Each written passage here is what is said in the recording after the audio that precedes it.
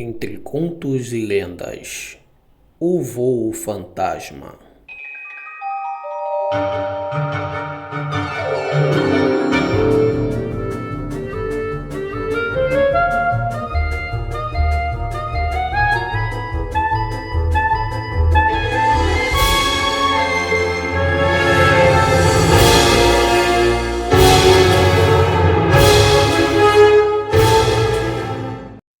Tudo começa com o voo 401 da Easter Line, realizado por um avião da Lockheed, o L-1011.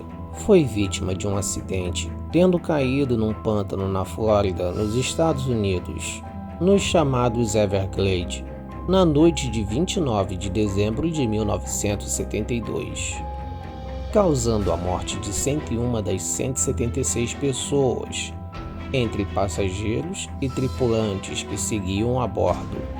O L-1011-500 da TriStar era uma aeronave de 3 motores que foi construído em novembro de 1975. Este modelo voou pela primeira vez em 16 de outubro de 1978. Foi planejado pela Lockheed como uma verdadeira aeronave de longo alcance, com uma fuselagem encurtada, com menos de 4 metros em comparação com os TriStar, aviões padrão da época, com uma envergadura maior. Outra mudança no projeto incluíram motores Rolls-Royce mais potentes de 50 libras, com uma carenagem Frisbee, com a redução de ruídos em homenagem ao engenheiro Lockheed, instalado abaixo da entrada do motor central, asas mais curtas, piloto automático digital e o trem de pouso retrátil instalado nas versões anteriores foram removidas, pois o comprimento da fuselagem era menor. O L-1001-500 não tinha cozinha inferior para permitir mais espaço de carga e porta de carga frontal também foi redesenhada para ser maior. O Lockheed L-1011 TriStar, conhecido também como L-1011, foi o terceiro modelo de avião a jato de passageiros com este tipo de estrutura, sendo comprida e larga a entrar em operação. Ele foi precedido pelos modelos da Boeing 747 e o MC Donnell, o Douglas DC-10. Tal como o DC-10, o TriStar é um avião de 3 motores. Entre 1968 e 1984, a Lockheed fabricou um total de 250 aeronaves, e devido à falta de compradores para estes modelos, a Lockheed encerrou sua fabricação no ano de 1983. Numa noite fria de inverno de 29 de dezembro de 1972, um avião da Easter Line, prefixo N-310, esperava silenciosamente na área de estacionamento do terminal do Aeroporto Internacional John F. Kennedy, em Nova York, nos Estados Unidos. O avião era o Lockheed L-1011-385, TriStar 1, orgulho da frota da Easter Line. O que aconteceria mais tarde entrou para a história da aviação mundial como um de seus maiores mistérios, sendo Miami a mais importante cidade da Flórida, pois é o litoral, situado na direção leste pelo Oceano Atlântico, que deu a Miami as mais belas praias, trazendo turistas que impulsionam a economia local. Pelo lado na direção oeste, a natureza foi menos prestigiada, pois lá estão os Everglades, que formam uma das maiores regiões alagadas do mundo, um extenso e escuro pântano localizado sob a rota de aproximação oeste para o Aeroporto Internacional de Miami. A noite de 29 de dezembro de 1972 era típica desta época do ano, cristalina e escura. Também era a fase da lua nova. Não era possível distinguir céu e terra. A escuridão embaralhava a visão e afetava o julgamento de espaço e distância. Às 21h20, decolou do aeroporto JFK em Nova York 1.755 km ao norte de Miami, o voo da Eastern 401, operado por um L-1011 da TriStar, matriculado com o prefixo N310, com apenas 4 meses e 10 dias, desde que fora entregue pela companhia. Os 163 passageiros a bordo voariam no que havia de mais moderno e confortável, com capacidade para quase 300 passageiros. O TriStar era um dos novos modelos de aviões de fuselagem larga, sensação do início dos anos 70. Na cabine de comando estavam os 3 profissionais experientes. O comandante Robert Loft tinha mais de 30 mil horas de voo em seus 55 anos de vida, mas apenas 300 dela no comando do TriStar. O primeiro oficial, Bert Stokes-Steele, com 42 anos, e o engenheiro de voo Don Repo, com 51 anos, completavam a tripulação técnica. Na cabine, cuidavam dos passageiros 10 comissários e comissárias. Doris Elliott era comissária da Eastern no começo de dezembro de 1972, enquanto trabalhava durante um voo entre Orlando e o aeroporto JFK. Subitamente teve uma visão, um TriStar batendo nos Everglades numa noite escura. A sensação foi tão forte que Doris se atirou numa poltrona vazia e pediu ajuda às suas colegas comissárias. Assustadas, perguntaram a Doris a razão do seu mal-estar. Doris respondeu aos soluços: "Vamos perder um TriStar nos Everglades. Perto do Natal, vai ser de noite. Morrerá muita gente." Suas colegas tentaram acalmá-la. "Bobagem, Doris. Nada disso vai acontecer", disse uma delas. "Não", retrucou Doris com firmeza. "Eu tenho visões desde a minha adolescência e é assim. Eu vi um trem colidindo com um carro junto aos meus amigos. E 5 dias antes do acidente, eu vejo as coisas e elas acontecem." Uma das comissárias perguntou: "Estaremos no avião, Doris?" "Não, mas vai ser por pouco." No aeroporto JFK, Doris aguardava seu último voo do dia, o Eastern 401, com destino a Miami. Ela chegara há pouco tempo vindo de Tampa. Em outro voo da companhia, o Eastern 26, estava muito atrasado e traria a tripulação para trabalhar no voo 477. Como o voo 26 não chegava, foi necessária a mudança de última hora. Por pura sorte ou ordem divina, foi dada a ordem para Doris e seus colegas embarcarem no voo 477 com destino a Fort Lauderdale via West Palm Beach. A tripulação, chegando no voo 26, seria então alocada ao voo 401. A troca foi feita e Doris não se queixou. Chegaria mais cedo em casa. Finalmente, com a tripulação transferida do voo 26, o Eastern 401 pode partir. Ajudado por um vento de cauda, o L-1011 tirou parte do pequeno atraso de sua partida. O voo transcorreu normalmente. Era 23h29. O TriStar manobrava sobre a escuridão do pântano em aproximação à pista 0L. Na reta final, ao passar pela marca de 3.000 pés, Stokes-Steele percebeu que a luz de indicação de travamento do trem de pouso dianteiro não estava acesa. A apenas 1.500 pés de altura e a segundos do pouso, o cauteloso Loft comandou uma arremetida. O TriStar ganhou altura e solicitou à torre instruções, recebendo como resposta: Eastern 401, suba a 2.000 pés.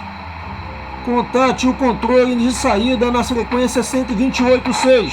O TriStar executou uma curva para a proa de 360 graus e depois tomou o rumo de 270 graus, sobrevoando os Everglades. A tripulação solicitou e obteve autorização para realizar uma série de órbitas enquanto tentavam descobrir o problema.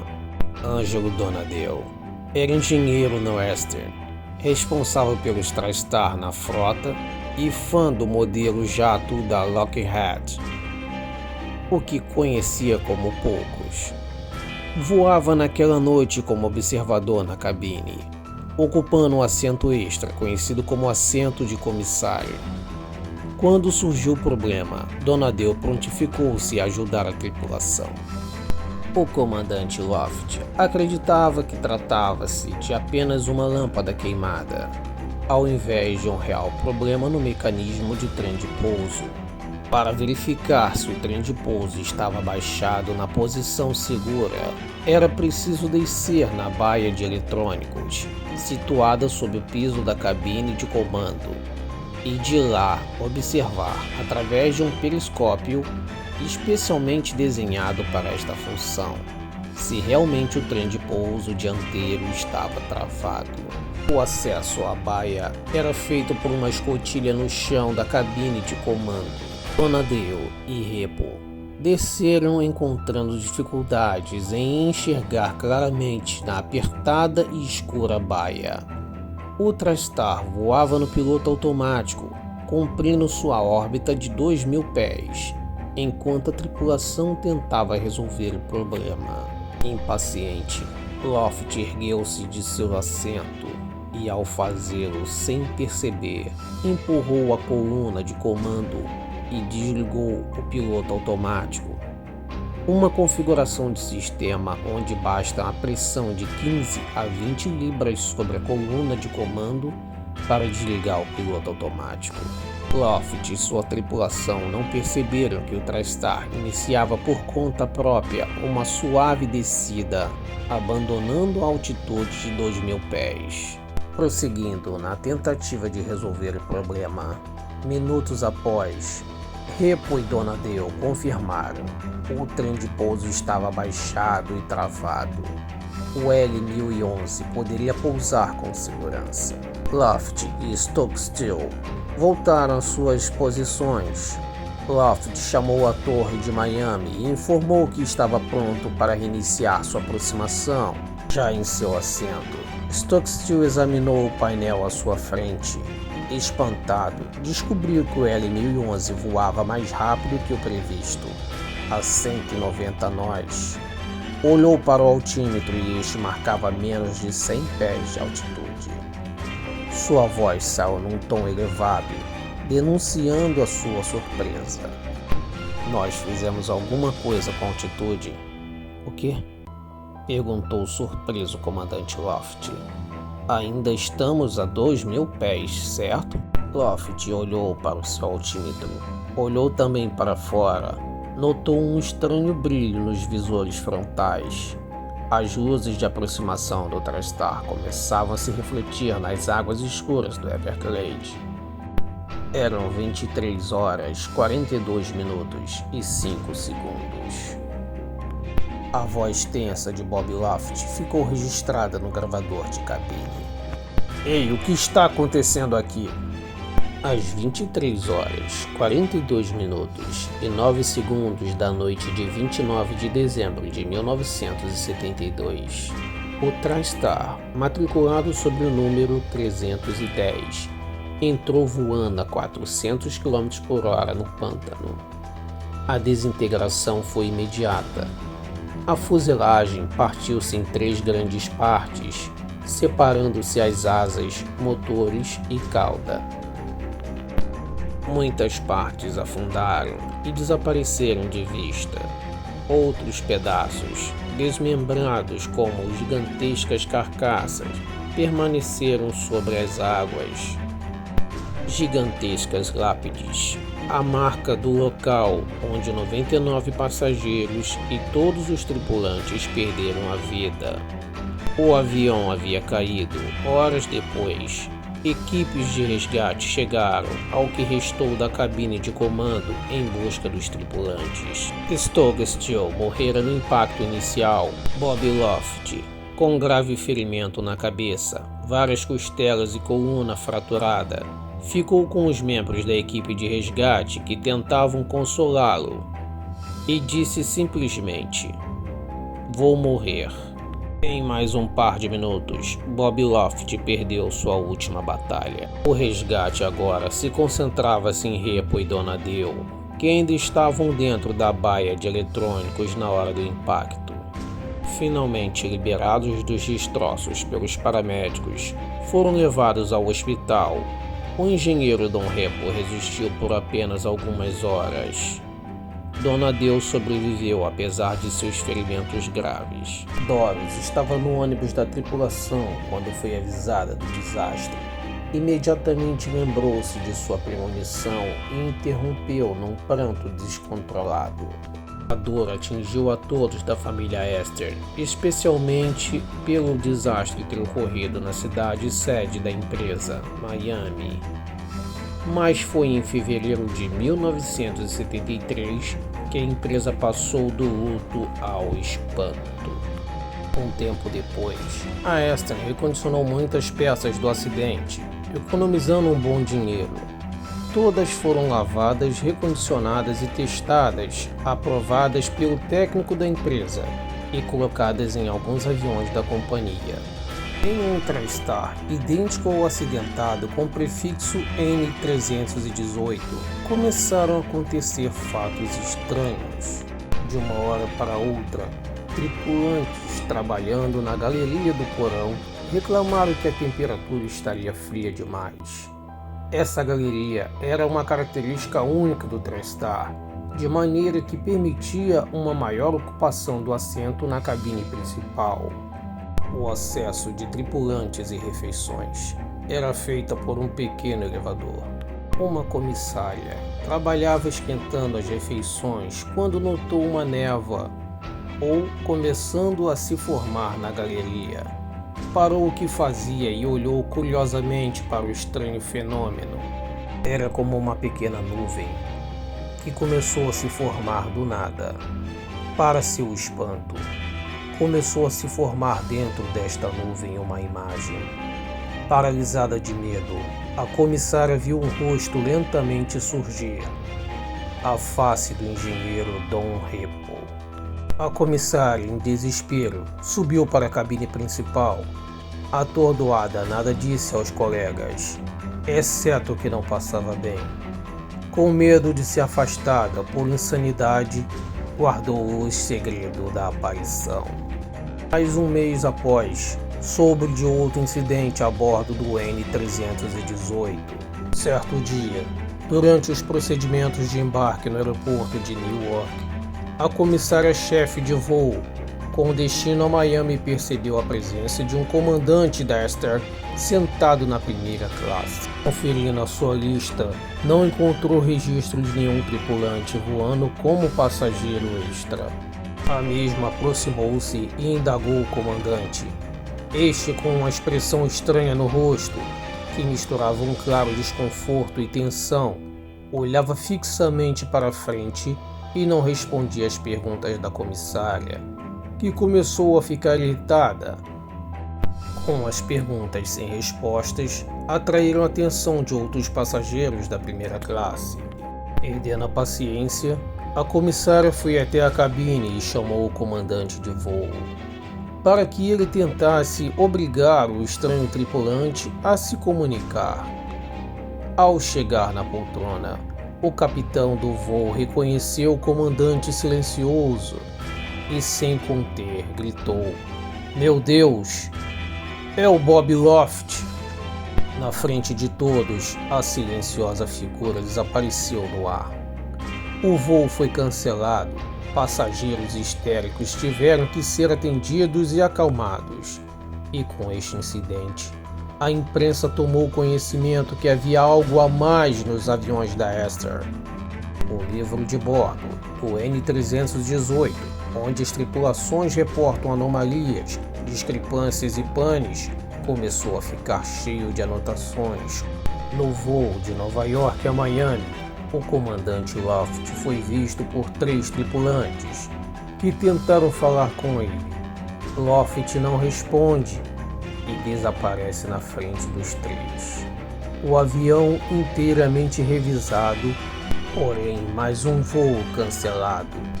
Os livros de bordo de mais duas aeronaves, o N-317 e o N-308, passaram a colecionar anotações como estas. Funcionários da Merit, reabastecendo a galeria da primeira classe, saem correndo do avião e recusam-se a voltar.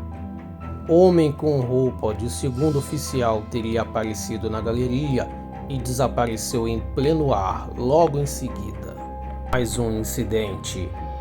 Comissária abre o compartimento de bagagens e dá de cara com o rosto de Bob Loft dentro do compartimento, olhando fixamente em seus olhos.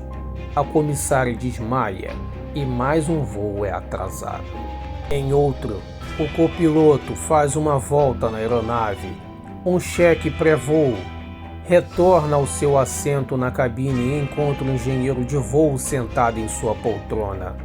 O engenheiro diz: "Já fiz o pré-cheque, não se preocupe." O engenheiro era Donald Repo, desapareceu subitamente na sua frente.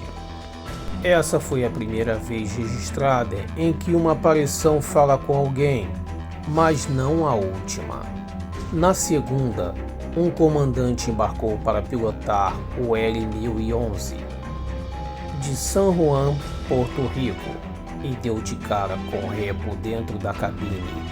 Assustado, parou e olhou diretamente para Repo, que teria dito: "Não haverá mais nenhum acidente com L-1011 na Eastern. Nós não deixaremos que isto aconteça." Mais um extraordinário acontecimento no N-318. Estacionado em Nova York num voo com destino à Cidade do México e Acapulco, enquanto preparava as refeições, uma comissária viu o rosto de Repo formando-se no vidro de um dos fornos de porão.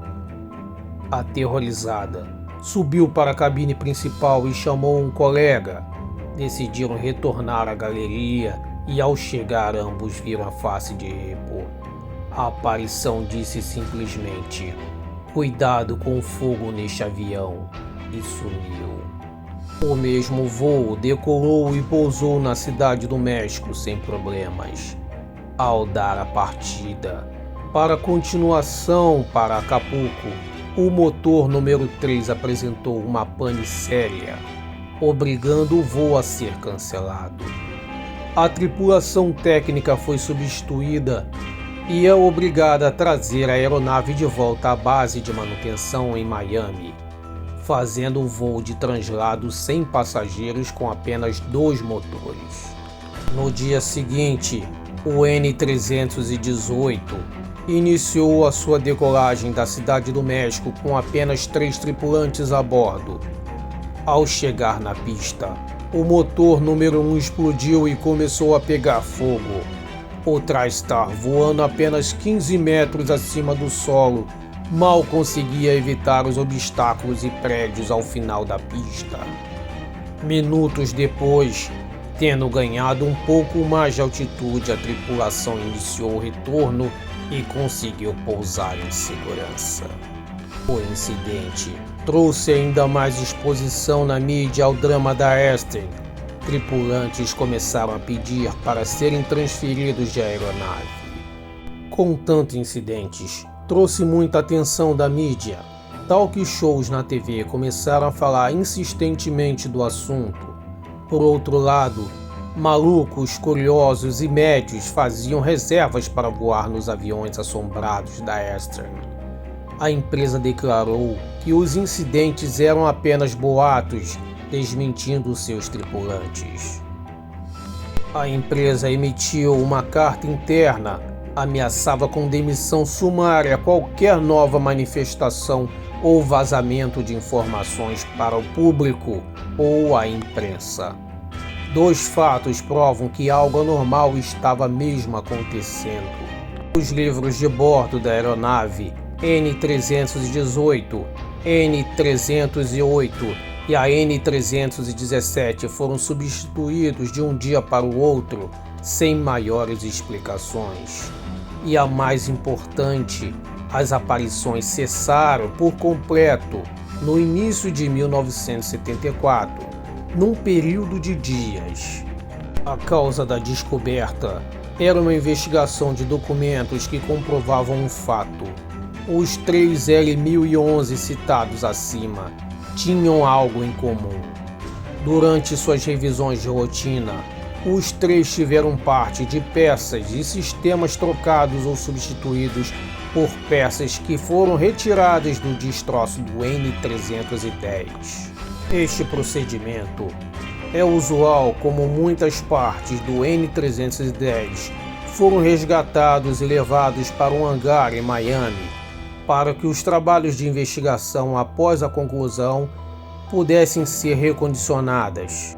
O primeiro avião a entrar no hangar para um check-in mais completo foi o N-318, que, portanto, recebeu a maior parte das peças tiradas do sinistrado 310. Outras aeronaves que também receberam peças foram justamente aquelas em que foram registrado o maior número de aparições, o N-308 e o N-317. A direção da Aster percebeu o fato e mandou a diretoria de manutenção retirar todas as peças vindas do N-310 ou voo 401. Foi só assim que Repo e Loft deixaram de aparecer no TriStar da empresa.